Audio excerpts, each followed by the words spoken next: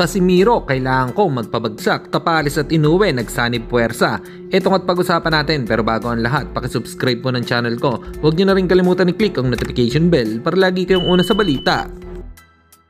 Pag-usapan nga po natin mga kaboxing, ibinahagi po ni Marlon The Nightmare Tapales ay pumunta ito ng Japan para tulungan sa pag-iensayo itong si Japanese monster Naoya Inoue para sa paghahanda sa papalapit nilang laban kay Murodjon Akhmadaliev na tinalo noon ni Marlon Tapales. Malaking tulong din ito para sa kababayan natin na maka-sparring si Naoya Inoue para na din sa experience para paghahanda din sa world title fight nito. Samantalang sa nilabas naman na video ni Cuadrolas It's My Boy ay nagsalita dito si Casimiro, pabirong sinabi nito na kailangan daw nitong magpabagsak ng kalaban dahil paubos na raw ang 10 million ni Kuya Lods. So guys, naubos na daw yung 10 million ni Kuya Lods, kaya kailangan natin magpabagsak na naman ng kalaban. So pangabang kayo.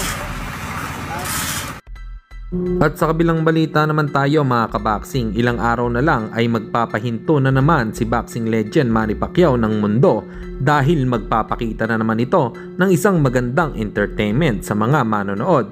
Kabang-abang at excited na ang lahat kung ano pa ang kayang ipakita ng isang may edad na boxer sa ibabaw ng lona.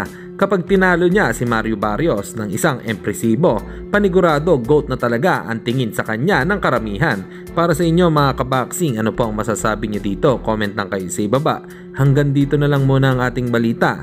Dito na lang ang aking boxing news report. Babu!